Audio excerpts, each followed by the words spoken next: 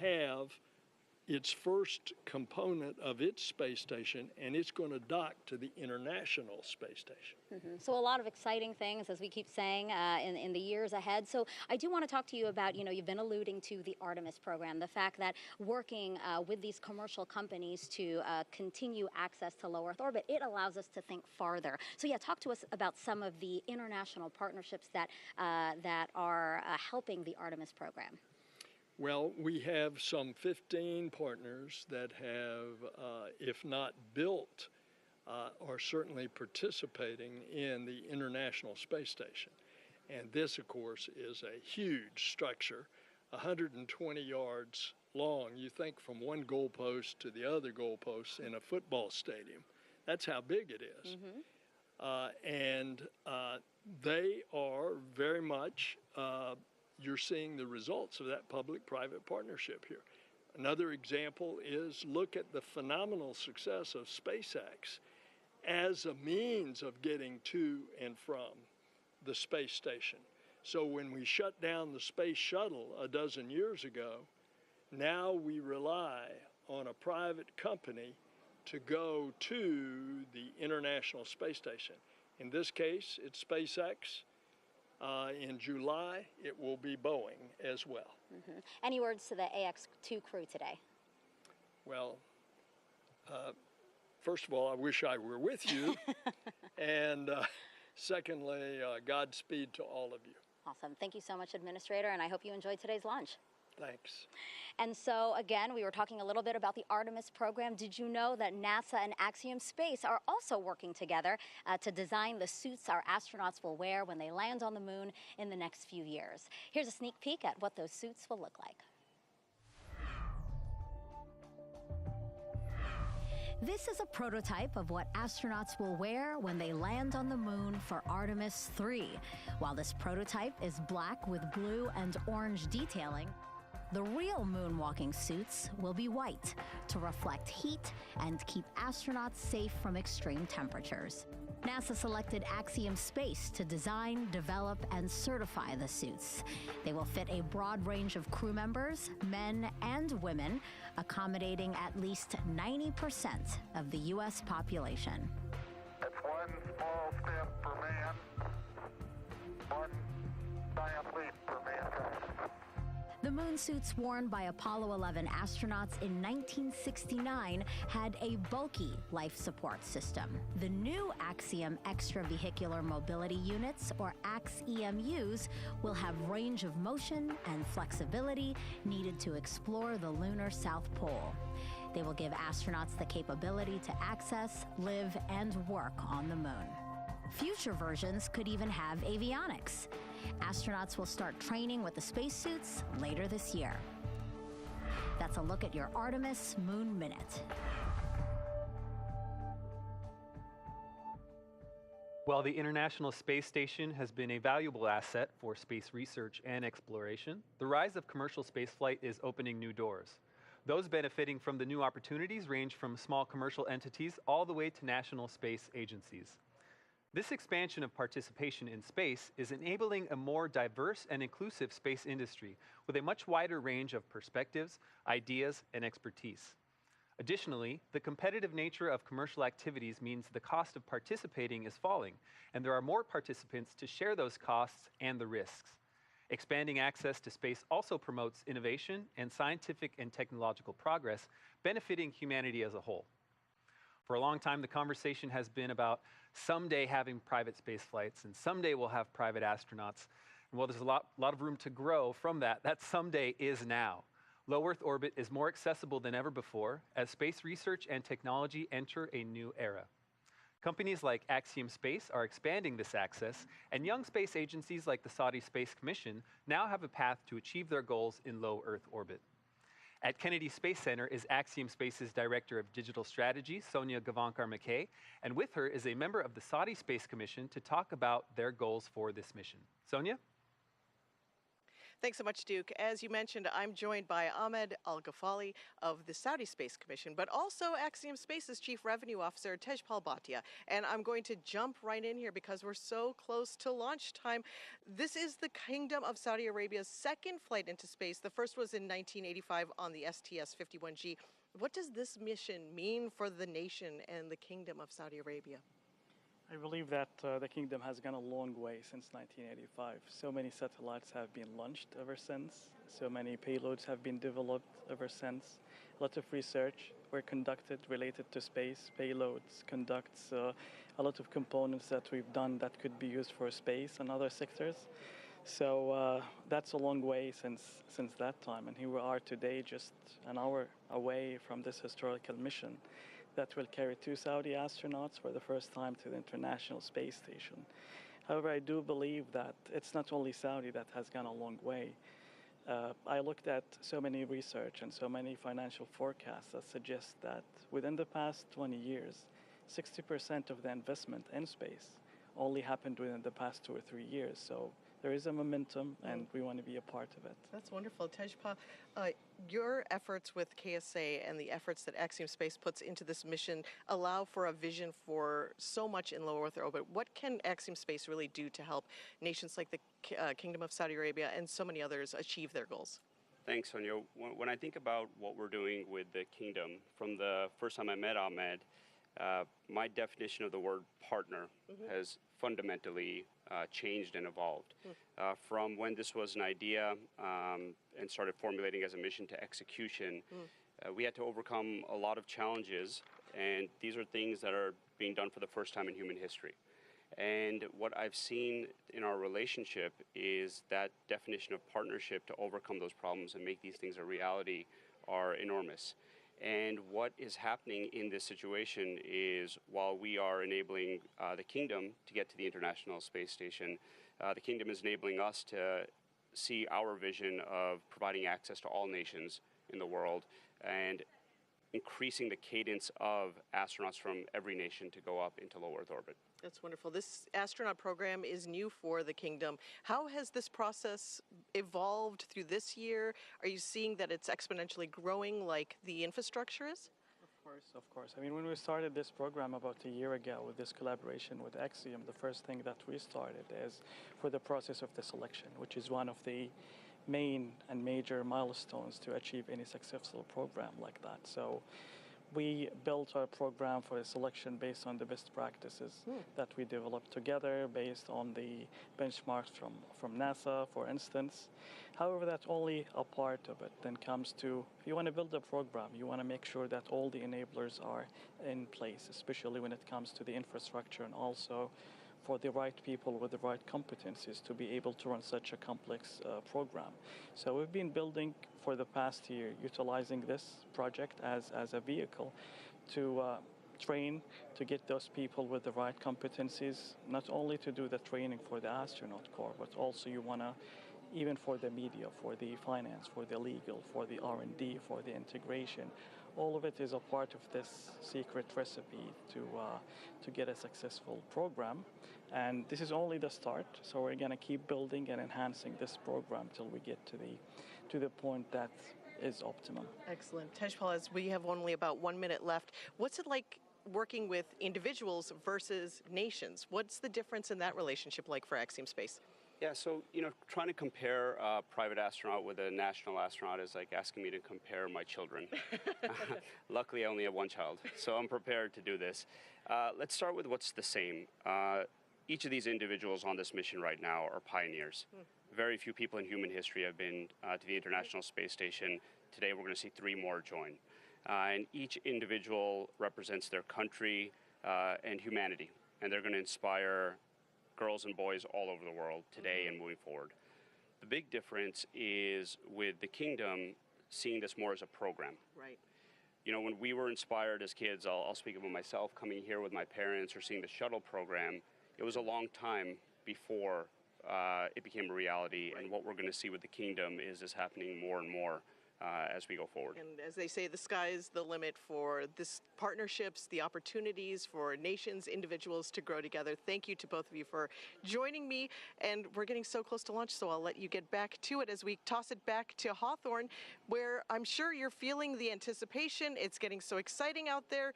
What does it feel like to you? And I know John I is out there as well. Well, thank you, Sonia. And yes, it's a time where the energy is increasing, especially we're inside of 47 minutes to launch. Currently, the SpaceX launch director is checking with the Dragon mission director, make sure that the Dragon ground team is ready to begin propellant loading in just over 10 minutes from now. The SpaceX launch director is also electronically polling the 7 members of the SpaceX launch team for their go to load propellant and launch. Now, once we get that go, when we get green lights across the board here on the procedure, the launch director will then come back and make a series of announcements.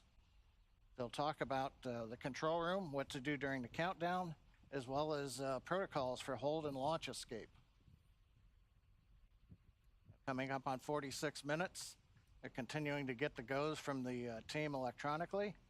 We're waiting to hear the launch director give those instructions. That ought to come within the next minute.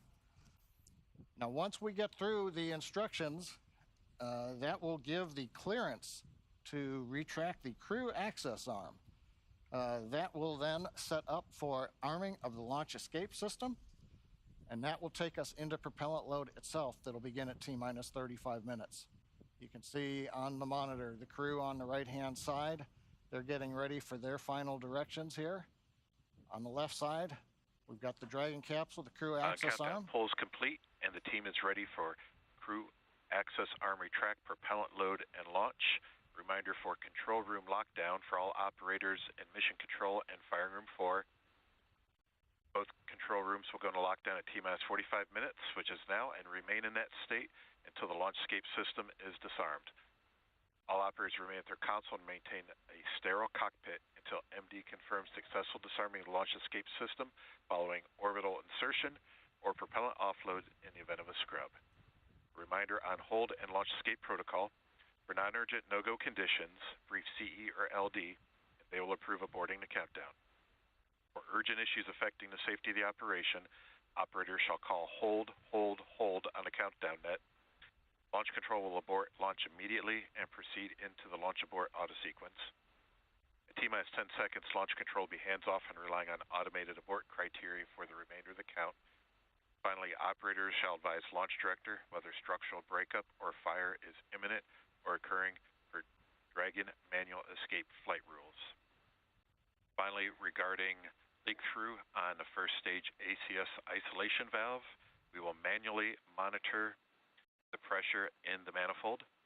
Stage 1 will assess and at T-minus 35 seconds indicate whether the pressure rise is within the predicted range. If it is not, stage 1 will call a hold on the countdown net. Are there any questions?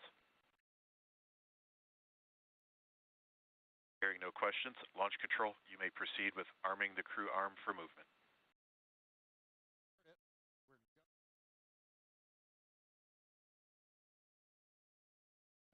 We're go to proceed with propellant load. Crew access arm retraction has and started. The crew access arm, Kate, it's going to begin retracting.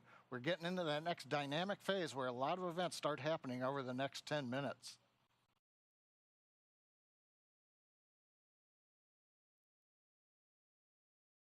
Now, while we wait for the arm to begin moving, currently Falcon 9 Dragon continue to be go. Obviously, we've completed the poll.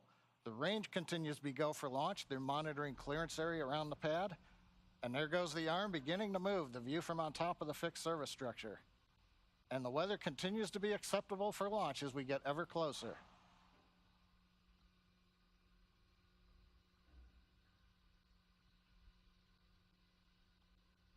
Nice view from the camera inside the White Room as the arm moves away from Dragon.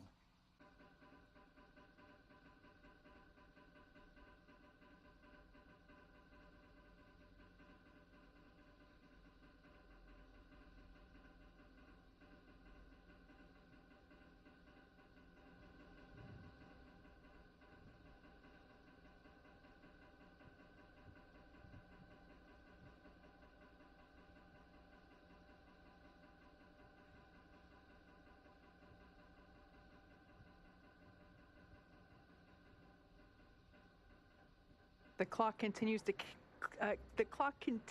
tick down. We're now at T-minus 42 minutes mark on the dot. Crew access arm retraction is complete. As you just heard there, that crew access arm is now completely stowed. It is now in the launch position, of course necessary in order to clear the way for Falcon 9 to lift off.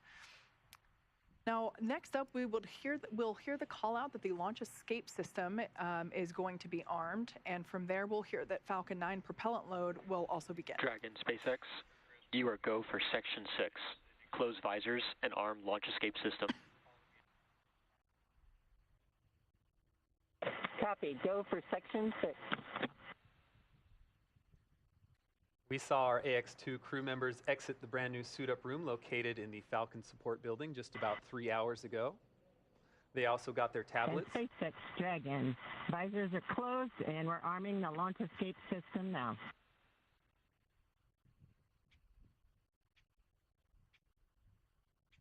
Those tablets provide them with all the information they'll need for the mission. You see them attached to their left legs.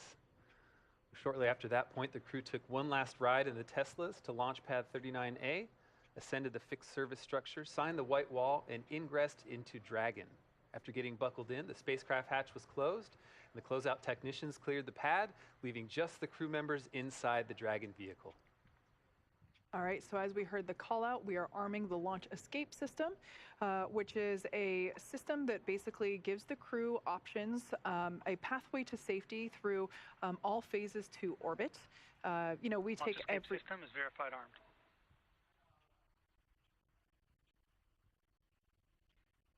We take every measure possible to ensure that the crew has options. Safety is paramount. So there we just got that confirmation that that launch escape system is now armed. So let's take a look at the teams that are actually working together to make sure this mission is a success. SpaceX is operating out of 2 control rooms today. There on your screen, a live view of our launch control in firing room 4 at Cape Canaveral. This team is responsible for monitoring Falcon 9 throughout the countdown and launch.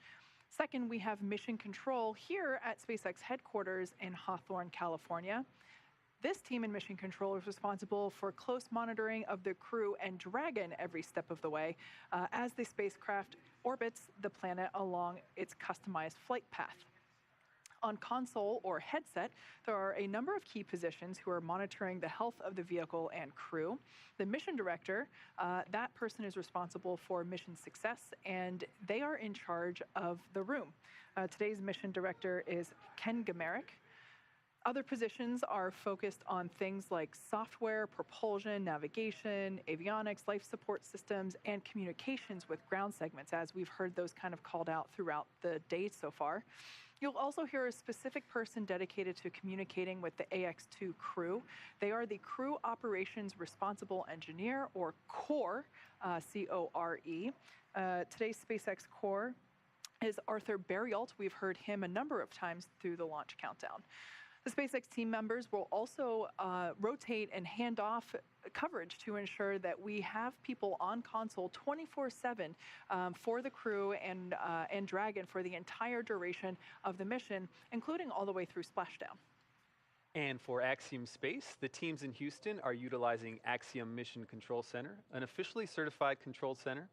From this secure facility, teams have live access to voice, video, and data from the ISS and can work alongside their NASA counterparts to run on-orbit operations and monitor every aspect of the mission in real time. This room is led by what we call the Axle, or the Axiom Operations Lead. And around the room are positions for officers responsible for research, communications, medical, integration and stowage, and timeline operations. This is a significant step in our journey to expand access to low Earth orbit, as it is only the 12th ground segment partner for the ISS program. And through this facility, we are enabling our customers and the global community a front row seat to the work being done on station.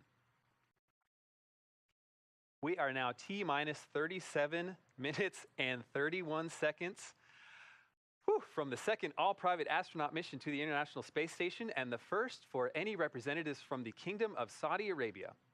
Falcon 9 propellant loading began at T-minus 35 minutes. RP-1 fuel loading is underway on both S1 and S2.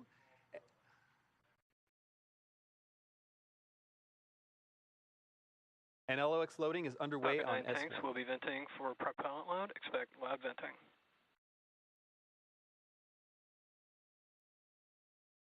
With propellant load, let's go check in with John I.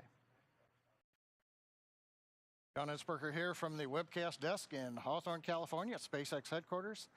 Inside 37 minutes, counting down, we have completed the go-no-go poll for propellant load and for launch. We've just heard a call out. They are now venting down the tanks. That's one of the steps in propellant load. The next major activity will occur at T-minus 35 minutes when propellant loading will physically begin onto the vehicle.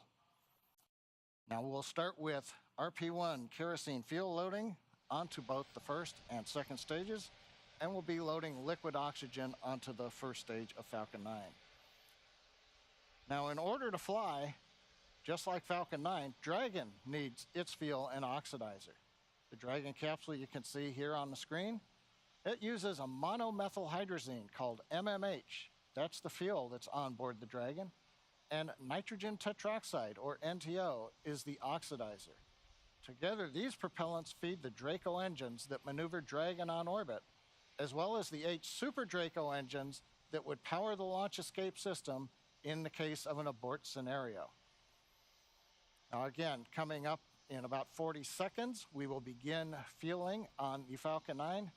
That means right now that those 8 Super Draco engines inside Crew Dragon are ready, if needed, to launch the capsule away from the Falcon 9 rocket in an instant, should there be any kind of an emergency associated with the rocket or the pad.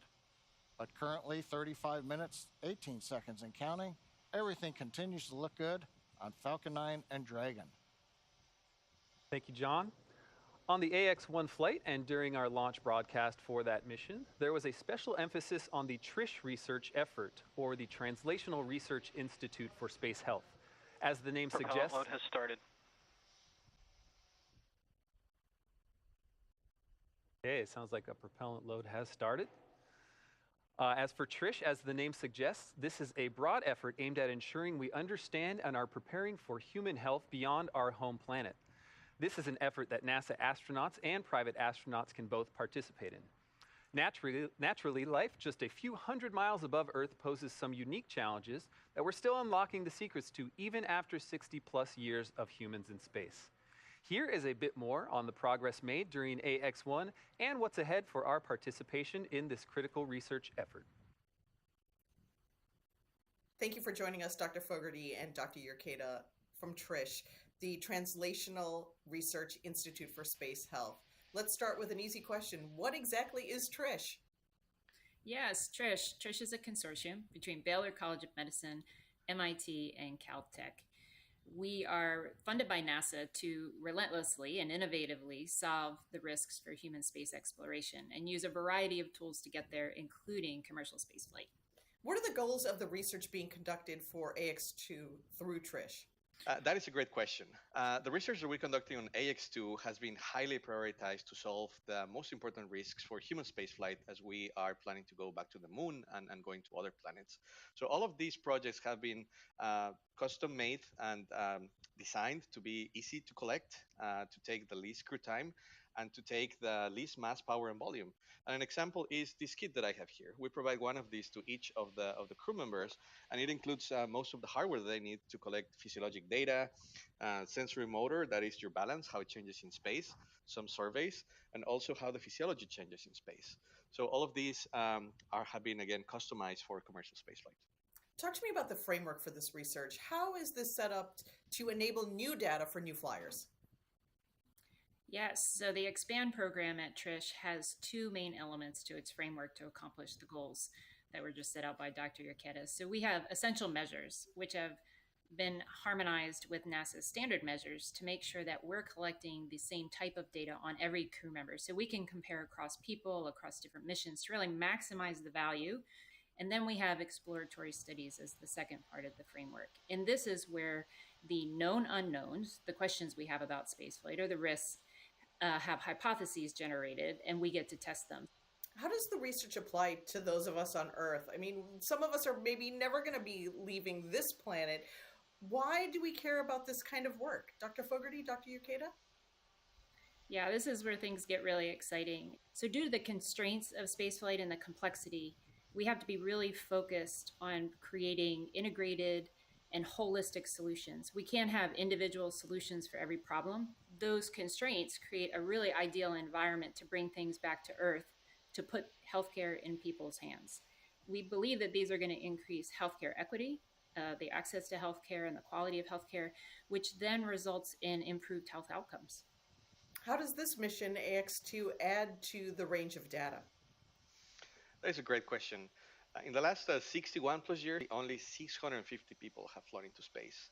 And if we look at the diversity of these, mostly are male, white males. And what we're seeing with commercial spaceflight is a more diverse population. We're seeing people from all ages, younger and older, as compared to your government astronauts. We're also seeing people from multiple demographics, backgrounds, training, education, and also people with medical conditions.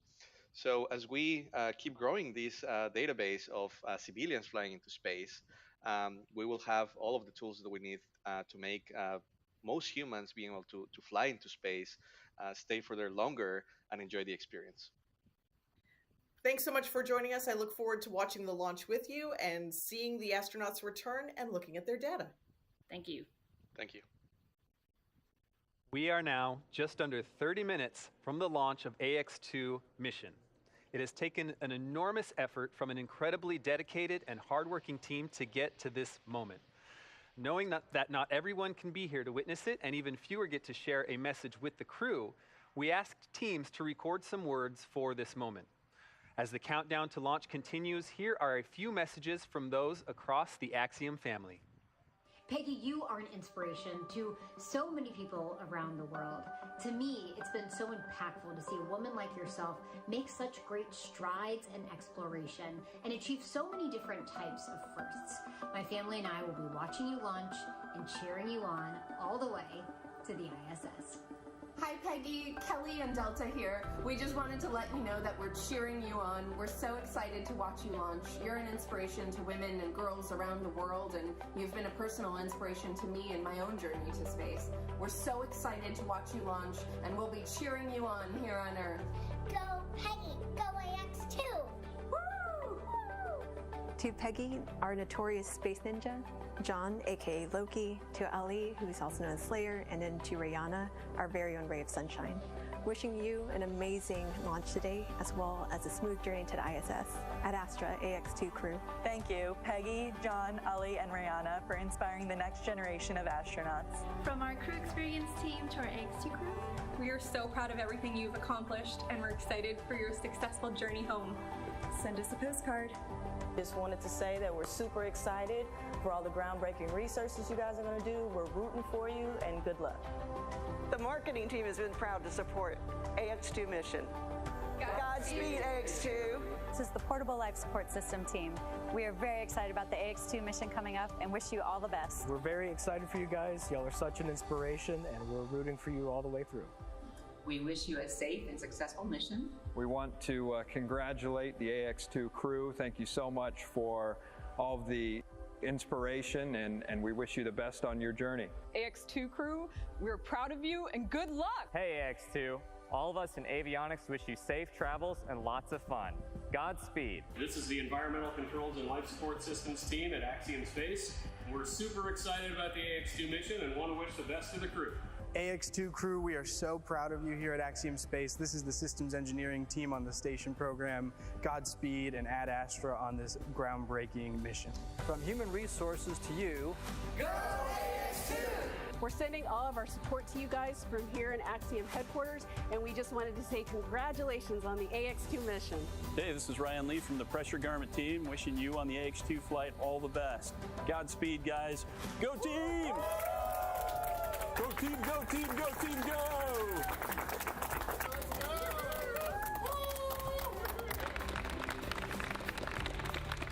Peggy, John, Ali, Rihanna, I look forward to seeing you flying in space and working aboard the International Space Station.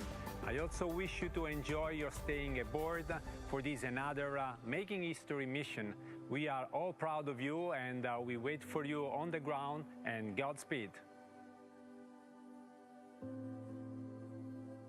A big thanks to all those who contributed to those videos and everyone behind the crew today. A lot of really excited teams out there. And a special thanks to Kelly Girardi and the Space Gal, Emily Calandrelli, both big STEAM education advocates who you just saw as well. They dedicate their influence to increasing literacy and interest in science, especially for young girls, which is awesome. Yeah.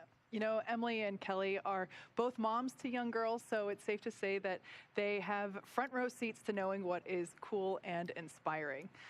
Now, speaking of front row seats, it's been feeling like we have one of our very own looking at Pad 39A with these camera views that we've been getting all morning and afternoon.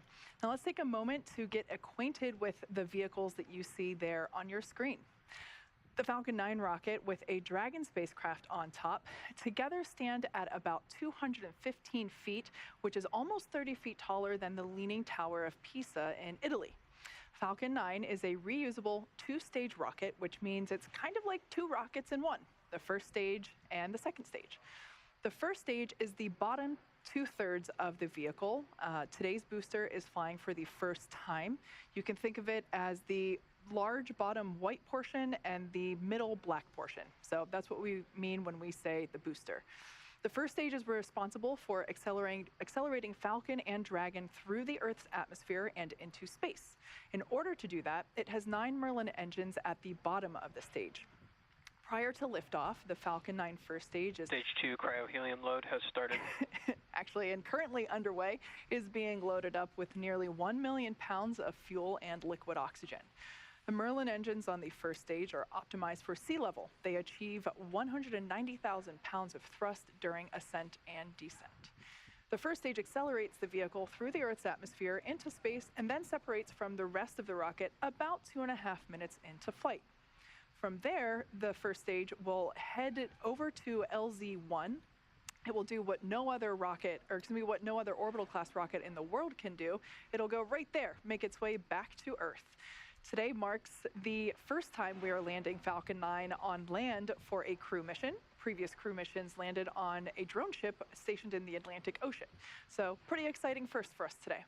Landing back on land has a lot of benefits. For example, it eliminates the need for our recovery team to be stationed out at sea for days, and it improves our turnaround time to get Falcon 9 ready to fly again. Now above the first stage is the second stage.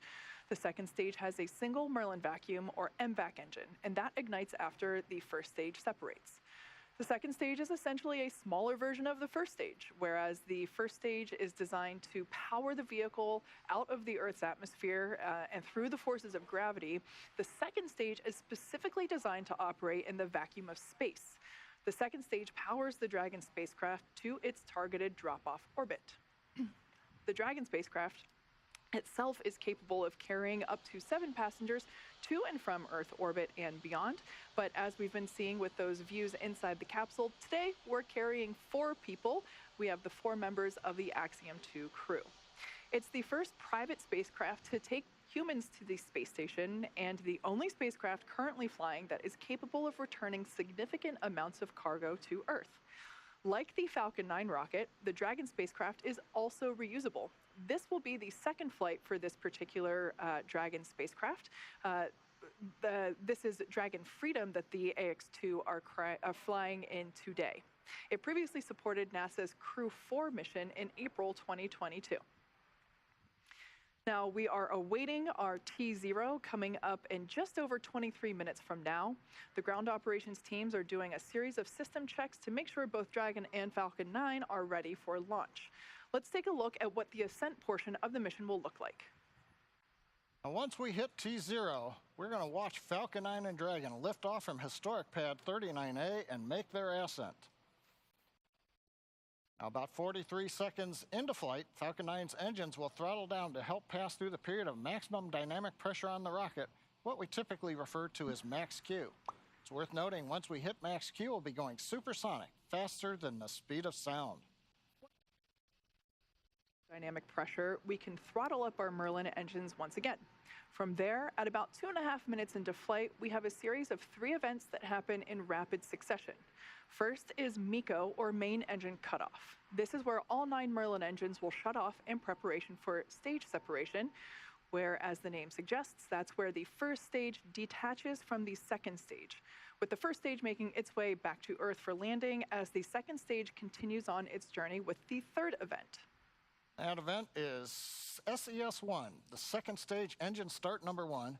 That's where the Merlin vacuum engine lights up and propels the second stage, along with our AX-2 crew and Dragon, into orbit. As Stage 2 heads towards its targeted drop-off orbit, Stage 1 will execute 3 burns in order to make its way back to Earth. The first is the boost back burn, where 3 of the Merlin 1D engines will reignite and then shut down. This helps to head the booster back to Cape Canaveral. The second burn, or the entry burn, helps to slow the stage down in preparation for entry back through the Earth's atmosphere. At about 90 seconds after Dragon gets into orbit, Falcon 9 will then land back on Earth. The landing burn will bring the vehicle speed down rapidly in order to land back on land near the launch site today, around 8 minutes into mission. I should say that actually happens about a minute prior to that second engine cutoff. Yep, you're right, Kate. So as the first stage is back on Earth, the second stage will cut off its single Merlin engine that was ignited right after stage separation. Once this happens, we wait for that all-important confirmation of a good orbital insertion. Then, Dragon will begin its preparations and separate from the second stage. About 3 minutes after the second stage gets into orbit, we ought to get that great view from the forward camera showing Dragon with its 4-person crew drifting away from the second stage. And once Dragon is a short distance away, it will begin checking out those Draco maneuvering thrusters to make sure that Dragon continues to increase the separation distance from the second stage. The nose cone deploy sequence will initiate just before T plus 12 minutes and finish around T plus 15 minutes, which will expose Dragon's docking mechanism in advance Stage 2 of arrival. RP1 load is complete. All right, that call out there telling us that RP1 loading is now complete on Stage 1. Now, in advance, or excuse me, I think we heard actually Stage 2 there. Now, that docking mechanism exposure will be in advance of arrival to the International Space Station. Now, with that, let's head over to Leah at Johnson Space Center in Houston for another update on how things are going there with station preparation. Hey, Leah. Hey, Kate. The space station team here in Houston is focused on the critical systems on the station, and everything continues to function as expected ahead of launch. So the teams have verified the command path from the ground up through our constellation of communication satellites to the station. Everything is nominal. We love that word, and the station will be ready to receive Dragon tomorrow should they launch tonight. Mission Control Houston is go for launch. Once the crew arrives at station, the Expedition 69 crew will be there to welcome the AX-2 crew on board. Right now, living in the station, we have 7 people. That includes NASA astronauts Frank Rubio, Woody Hoburg, and Steve Bowen, United Arab Emirates astronaut Sultan Al-Nayati, and Roscosmos cosmonauts Andrei Fedyayev, Sergei Prokopyev, and Dmitry Petelin. Flight Director Greg Whitney is on console now, leading flight controllers on the Orbit 3 team in Houston for launch, and Flight Director Marcos Flores will lead teams for docking tomorrow. A reminder that launch today will take about 16 hours to get to the station, with docking to the Node 2 Zenith or space-facing port scheduled just before 9:30 a.m. Eastern Time tomorrow. Once Dragon is fully docked to the station, the teams here in Houston will assist the Axiom Space and Space Station astronauts with leak checks as they work to open hatches on both Dragon and inside the station's pressurized mating adapter. We expect hatch open to take place about 2 hours after docking. That's it for us here in Mission Control Houston, and I will send it back over to the team in Hawthorne. Duke? Thanks, Leah. And all of that is set to begin in just over 18 minutes from right now. And I got to say, the energy around here is certainly rising. As Leah just mentioned, once the crew launches, they will spend the next 16 hours in Dragon, catching up to the International Space Station. That time on orbit and in Dragon will feature a variety of tasks, including some planned photography, but about half of that time is scheduled for sleep, which the crew will absolutely need because once they reach the ISS, they have quite the schedule ahead of them. They will spend 8 days on station conducting a variety of science investigations and technology demonstrations, including radiation protection research, studies on how to create rain and how to enhance our understanding of dangerous thunderstorms, as well as DNA research with nanomaterials and reprogramming skin cells to help create regenerative medicines. Wow. When they are not hands-on with research, they will be participating in numerous outreach events connecting with groups around the world. John, for instance, will use the station's ham radio to share a message with students. Beyond all that, Commander Peggy Whitson has assured us that each of them will carve out some time to simply pause and look down at the planet below as it speeds by at a cool 17,500 miles per hour. I mean, I would imagine that if I were in space, my face would just be up against the window the whole time. On station, just in the cupola the whole time. Yes, exactly. Now, as we've said before, we have an instantaneous launch window. That means that we have 1 second. We're targeting 5:37 p.m. Eastern Time, 2:37 p.m. Pacific Time. So just 16.5 minutes from Stage now. 2 LOX load has begun. That call out, they're telling us that the liquid oxygen on stage 2 is now beginning, the liquid oxygen on is beginning to be loaded onto stage 2. That will wrap up around T minus 2 minutes. Now, I was talking about the instantaneous launch window because we are essentially chasing the space station. We're trying to catch up to it. It means that in order for everything to be precisely lined up in terms of how much propellant we're taking on board, and obviously we don't want to take too much because everything about space is weight. How much weight are you taking? And so we want to optimize our path to the International Space Station. And yeah, so we basically have that instantaneous moment to take off. All right, and that moment is coming soon. And as we approach the final moments of our countdown to launch, Axiom Space CEO Mike Suffredini wanted to take a moment to reflect on this, the second Axiom Space mission. This mission today is very meaningful for Axiom Space. It's a watershed moment because it's our opportunity to really start bringing the rest of the world to the International Space Station. We're honored that the Kingdom of Saudi Arabia is flying with us here today. The 2 crew members flying are fantastic. They've done a great job in training. Of course, John Schaffner's been with us for a while. He's a backup on AX-1. We're excited for him to fly. Of course, the commander's Peggy Whitson, and while she's the first woman commander for a commercial mission, that's a big deal to us. I really don't think it's a huge deal to Peggy. She's flown so many times. This is, like riding a bike. But we're very excited for this crew, and we're looking forward to their mission. So, we don't do this by ourselves. Axiom is a wonderful company with fantastic employees. They've done quite a bit of work to get to this point. The commander is one of our very own as well, but our thanks go out to the entire team that support us. Axiom done a fantastic job in preparing for the mission and the medical and all the work that's gone into getting the crews ready to go fly. SpaceX with its fantastic, reliable Dragon spacecraft and Falcon launch vehicle have prepped the crew and the vehicle, and it's out on the launch pad ready to go. And of course, NASA, we can't do any of this without NASA, who has worked with us along the way, allowed us to have this opportunity, and will work with us on orbit. And of course, the investors.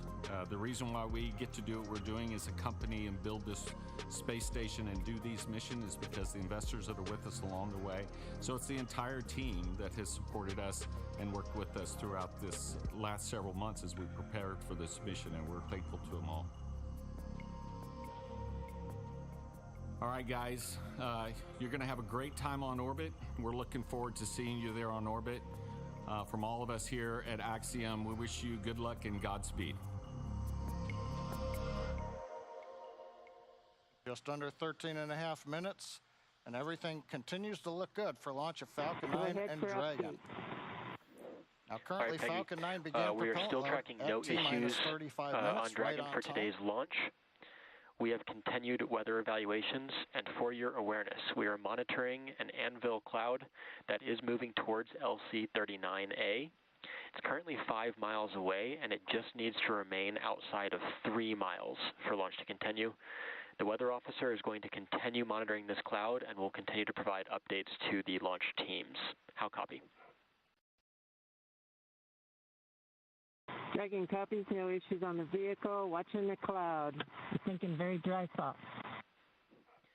Good readback, and just a reminder that for the Falcon 9 valve, the Falcon team is going to be performing that manual evaluation of the manifold pressure until T-minus 35 seconds. And if we do not pass those checks, the Falcon team will call a hold. If the evaluation passes, there will be no call made, and we will continue with the countdown. So again, at T-minus 35 seconds following the manual evaluation, if we do not pass those checks, the Falcon team will call a hold. But if there is no call, we have passed the checks, and we will continue with countdown. Dragon copies. Manual evaluation. We'll call a hold if it's not passing the checks. Expect no call if it looks good. Good readback. I like that comment. Thinking dry thoughts. Now we're talking about propellant loading. RP1 fuel is completely loaded on the second stage. Fuel loading is continuing on the first stage. We're just about full. It'll finish up at the T-minus 6 minute mark. Densified liquid oxygen loading is continuing on the first stage and the second stage. Both stages well underway. First stage is nearing a completion, but it won't wrap up until T-minus 3 minutes. The second stage just began a few minutes ago. That'll wrap up at T-minus 2 minutes. As we get closer to launch, we will do various checkouts. One is the thrust vector controllers. These are what move the engine nozzles around on the first and second stage engine, and when we move those nozzles, we call it TVC wiggles. Those will be done inside 10 minutes. We'll also be doing checkouts of throttle valves on the engine. Now the range currently is go. Air and sea space are clear. The weather, you heard the briefing from the Corps up to the crew. We're watching one anvil cloud. It's within 5 miles, but it's got to just stay more than 3 miles away, and we will be go to fly. And meanwhile, the Dragon team also had reported they're working no issues. Everything is complete through the countdown. The comm checkouts are finished. The access arm is retracted. The launch escape system is armed. The crew is strapped in and ready to go. We're coming up on final instructions of the crew. We'll hear that at T-minus 10 minutes. They'll configure their displays for launch. They'll get the last messages, and then we'll go into the terminal countdown sequence. Let's listen into the countdown net. Dragon, SpaceX, confirm crew displays are configured for launch. And SpaceX, Dragon, we can confirm crew displays are configured for launch. SpaceX copies. And on behalf of the entire SpaceX team, we are honored to have you aboard Dragon Capsule Freedom today on its next trip to the International Space Station and the second Axiom crew mission. We wish you a great mission, good luck, Godspeed, and enjoy the ride. Let freedom fly. Hear the crew calling back to the ground, let freedom fly. We see them applauding. Everything continuing to look good. We're coming up on 9 minutes to launch. Next major event is going to be engine chill at T-minus 7 minutes.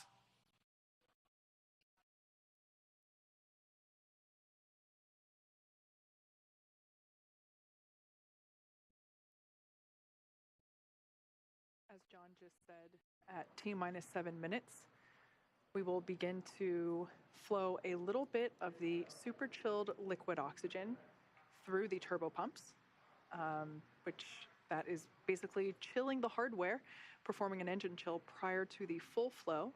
We do that in order to help minimize the chances of the hardware experiencing any thermal shock when that full flow of super chilled liquid oxygen occurs.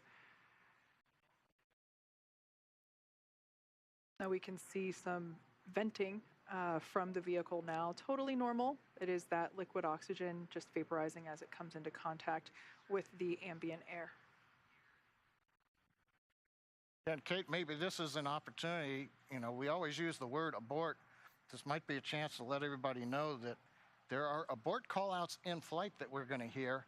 Those are just heads up to the crew that says, should a contingency occur, there's different actions that'll happen at each various stage of the flight when you're on first stage or when you're on second stage. That's right. We should actually hear Commander Peggy Whitson calling those abort modes out as they are ascending and really getting to orbit. She is tracking everything on both her tablet as well on her leg, as well as the crew display above her head. So she is able to identify at which mode they are entering, and those modes identify basically where and what sequence Dragon would take at that point in time during the flight. Now we're about 10 seconds away from that engine chill for the first stage.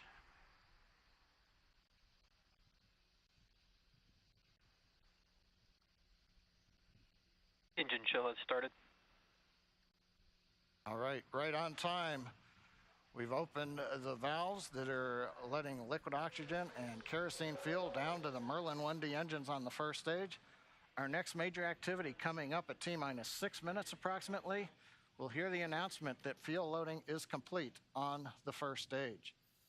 And one other comment, while we were hearing the briefing to the crew at the T-minus 10 minute mark, we also heard reference to a call out that may or may not be made at T-minus 35 seconds. Many of the checkouts of the Falcon 9 are done by computer in the last minute. There is one today that requires an engineer to look at some data. If, for example, that system had an issue, that would be called out at T-minus 35 seconds. Right now, everything continues to look good, though, on Falcon 9.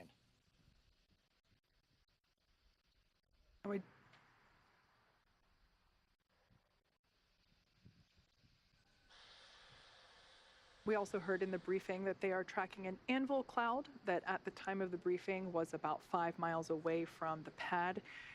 They are tracking it. It just needs to stay outside of 3 miles, so everything still continues to look okay on that front.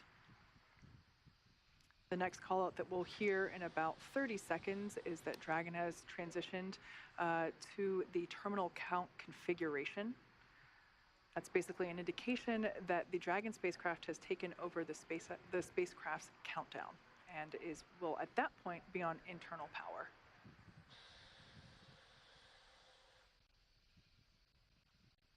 At this point in time, RP1 is now completely loaded, both on the first and second stages. LOX load continues on both stages. It'll wrap up at T-minus 3 minutes for first stage and T-minus 2 minutes for second stage. Falcon 9 tanks are pressurizing for strongback retract.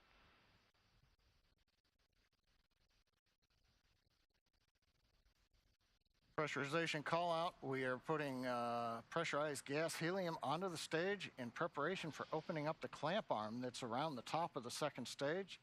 That'll happen just at about the T-minus 4 minute mark. The clamp arm will open, and about 10 seconds after that, the strongback, the structure alongside the Falcon 9, will recline just about 2 degrees away. We've heard the call out, strongback is retracting. That starts the sequence now in the ground computer to open the arms and then recline that strongback about 2 degrees away. At liftoff, hydraulics will then pull the strongback to a position about 45 degrees away from the rocket as it flies out of the launch mount. See the arms opening up now around the second stage. We should now be able to see that strongback retract just a couple degrees away from the launch vehicle. Upon liftoff, it will move back even further in order to clear the way for Falcon 9. Looks like we can start to see that movement now. This structure is what is utilized to horizontally integrate the vehicles while still in the hangar, as well as transport them horizontally to the launch pad and then raise them to their vertical launch position.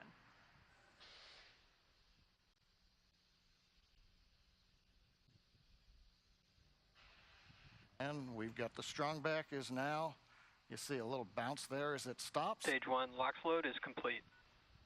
And right on time, stage 1 LOX load is complete. We're down to just loading a liquid oxygen on the second stage. That'll wrap up just after T-minus 2 minutes, at which point we'll have the 1 million pounds of propellant on board Falcon 9 ready to fly.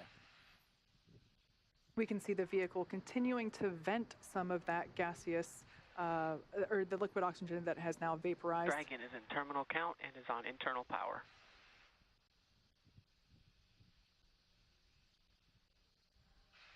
We have a live view there of the SpaceX team here at headquarters in Mission Control on the left-hand side, as well as the Axiom team from their own Mission Control as well on the right.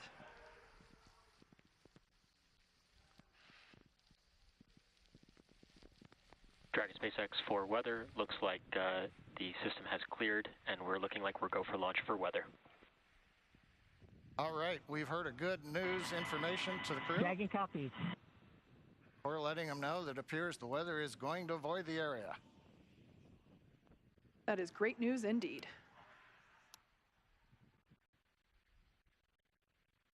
Just waiting now for the call out. Liquid oxygen load complete on the second stage. Stage 2, LOX load is complete. Dragon is in auto idle. Ground gas closeouts, expect loud venting.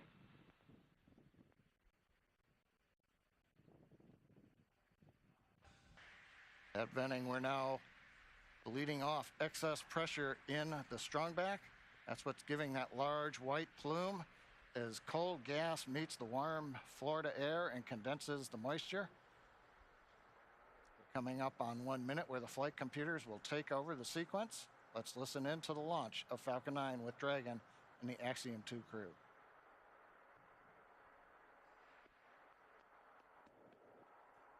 FTS is armed, Falcon 9 is in startup and is now controlling. Dragon is in countdown.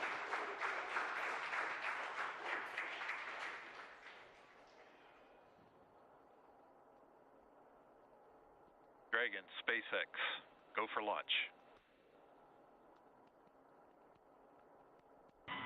Dragon, copies.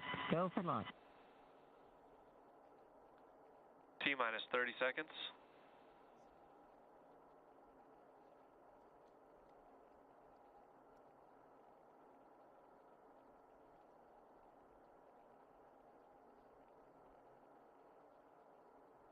T-minus 15.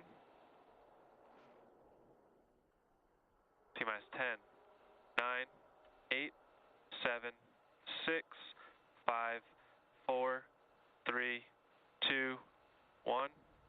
Engines full power. And liftoff, Falcon 9. Go Axiom. It's 1 Alpha. Copy, 1 Alpha. Together we expand what is possible in low Earth orbit. Ad Astra and Godspeed AX2.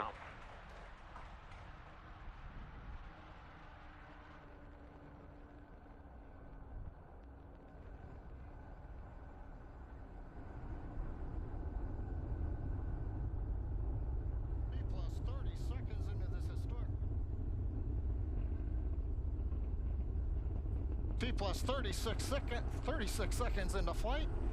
A great view of Falcon 9 heading to space. Power telemetry is nominal. Stage 1 throttle down. Power telemetry nominal. We're into the throttle bucket as the first stage is throttle down power on the Merlin engines in preparation for max Q.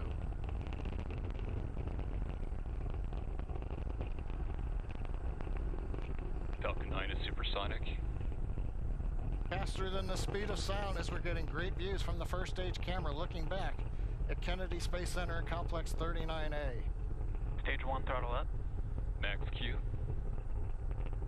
We're out of the throttle bucket. Stage 1 Bravo. Copy, 1 Bravo. We're at full power and that call out 1 Bravo, that's another one of those abort modes. As we get higher and faster, the logic for Dragon should a contingency occur changes from stage to stage. Impact chill is underway.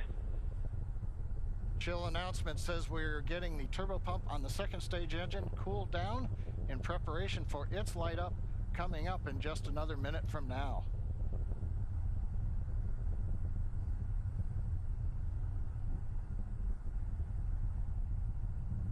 Again, great views looking back, and you can see the contrail as we left 39A and the shadow of the contrail against the cloud deck around Florida. Now we're coming up 3 big sequences and a view live of the crew inside Dragon. They're getting ready. We're going to get 3 events here. Main engine cutoff, stage separation, and then we're going to light the second stage engine. We've heard the throttle down in preparation for stage separation.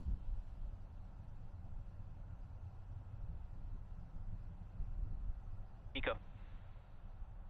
2 Alpha. Stage separation confirmed. Copy, 2 Alpha. And back ignition. Stage 1 boost back startup. All right, stage separation. We've lit the second stage engine. The first stage is into the boost back burn, working its way back towards Cape Canaveral. Views on the left side, that's the first stage. Engines running as we come back to the launch site, or the landing site. Second stage engine nozzle is visible on the right side as we're powering the Axiom 2 crew into low Earth orbit on the way to the International Space Station.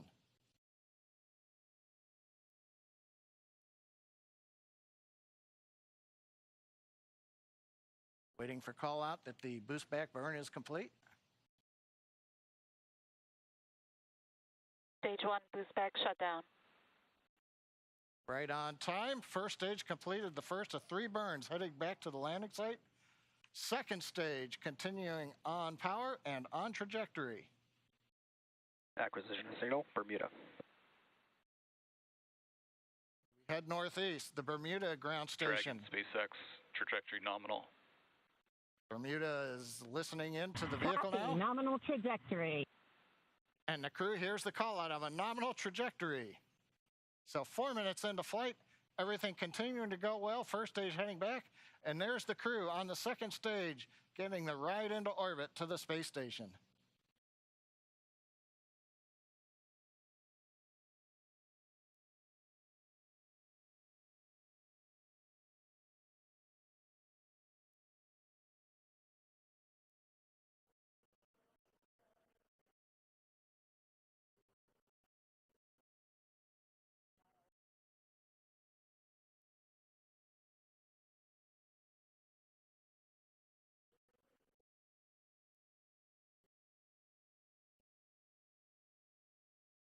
Coming up, we're waiting for the next trajectory call out from the guidance officer. Dragon, SpaceX, trajectory nominal.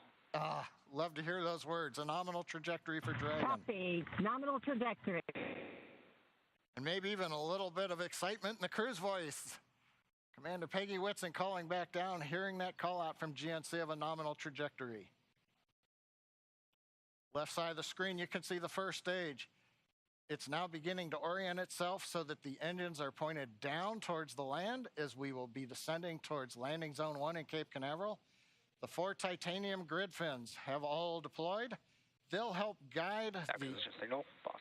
They'll guide the first stage through once we get into the atmosphere following the entry burn, which will be coming up here in another couple of minutes.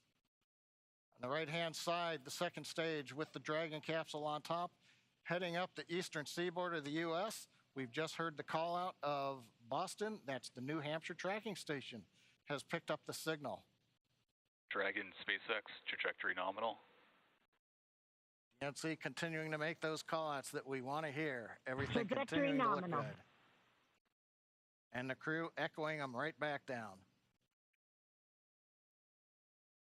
Good comms with the crew. We've been able to bring some live video shots from inside the capsule as they're headed to space. And there's another view of the crew. Stage 1 entry burn startup. And there we heard that the startup burn for that stage 1 booster, you can see it there on the left-hand side of your screen, has now begun. Stage 1 entry burn shutdown. And conclusion of that entry burn, that burn helps to slow the vehicle down as it re-enters the Earth's atmosphere. The first stage sees high drag, which scrubs roughly 70% of the velocity by the time Dragon, that landing. SpaceX, trajectory nominal. Love to hear that call out. Everything nominal trajectory. Beautiful view of planet Earth coming to us from the second stage views on the right-hand side. Left-hand side, our first view of the Space Coast once again. This booster is attempting a landing at LZ-1. Stage 1 transonic. That booster is now traveling near the speed of sound. Live view coming to you from one of our tracking cameras. We can see the grid fins actuating to help steer the booster down. Stage 1 landing burn. Stage 2 FTS has saved. Standing by to... Stage 1 landing leg deploy.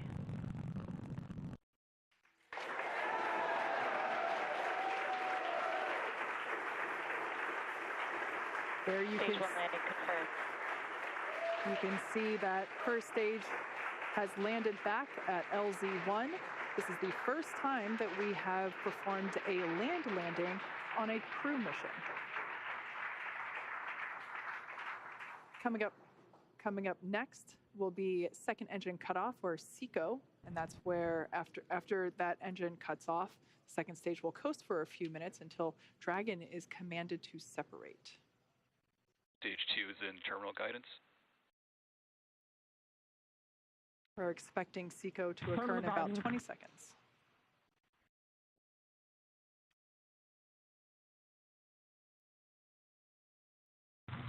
Shannon. Copy, Shannon. Commander Peggy Whitson continuing to call out the abort modes.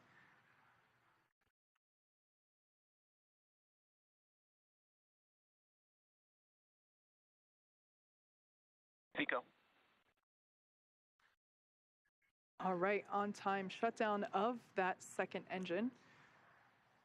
Also confirming that the launch escape system is now disarmed. Dragon SpaceX, nominal orbit insertion. All right, and there's that call out. We can confirm good orbital insertion. Copy, nominal insertion. Dragon SpaceX, launch escape system disarmed. We can see the crew playing with their harnesses. Copy. Now that they are in 0G, which I think we just got a view of our 0G Stuffy.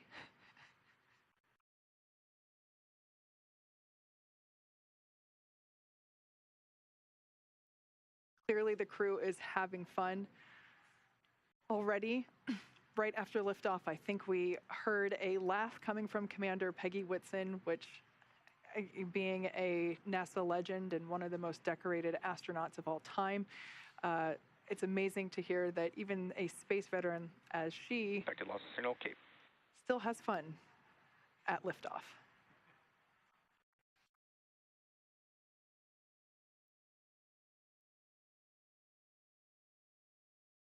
The next event that we have coming up at just around T+12 minutes is Dragon separation.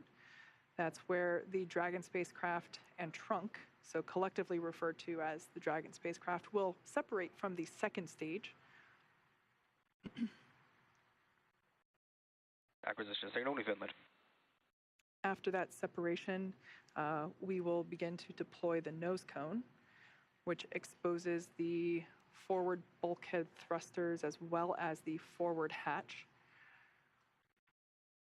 That forward hatch is what the capsule utilizes to autonomously dock to the International Space Station.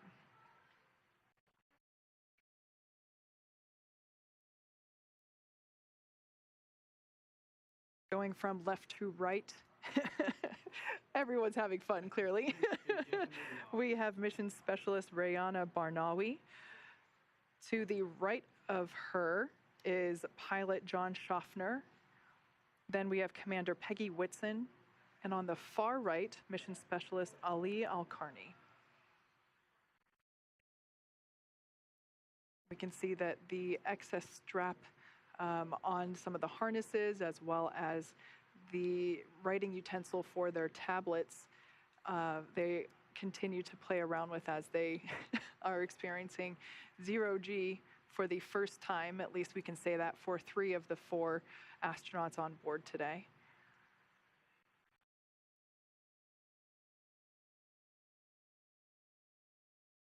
Now we are standing by for Dragon separation, which is expected to occur in the next few seconds.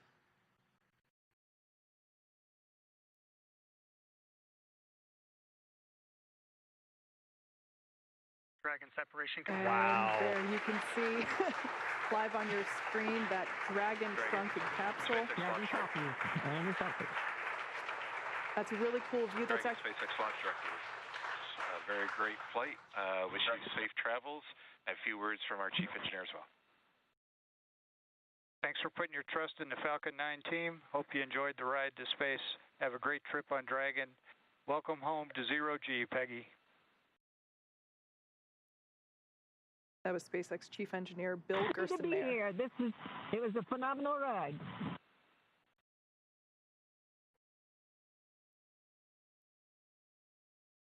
Make sure you share the joy of zero G with your crew.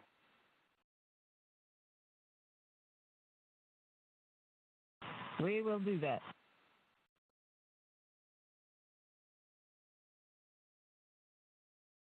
Already you can see Dragon's Draco thrusters activating.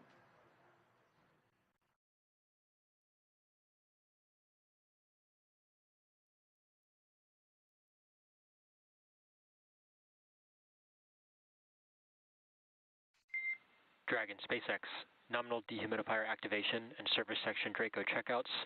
Nose cone deploy is in progress. Hooks are opening. Dragon copies. All right, great news there to let us know that the hooks, there are two sets of hooks. Signal, Bermuda. Two sets of hooks that are now disengaging. And once that is complete, we are able to deploy, open the nose cone.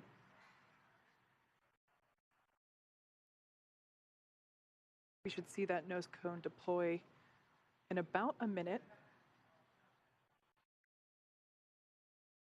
It's a great view on the right-hand side of your screen from the Falcon 9 second stage, looking at the Dragon Freedom capsule.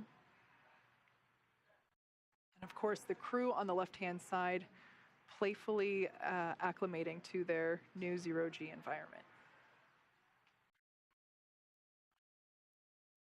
You can see the zero-G indicator in the background. And I love this view. This view is over the shoulders of Commander Peggy Whitson, who here is on the left-hand side, or the left seat, and pilot John Schaffner is on the right seat here, looking at what they're looking at. These are the crew display panels that they utilize in flight to track which thrusters are firing, what phase of the mission that they are in, as you can see, where they are around the globe.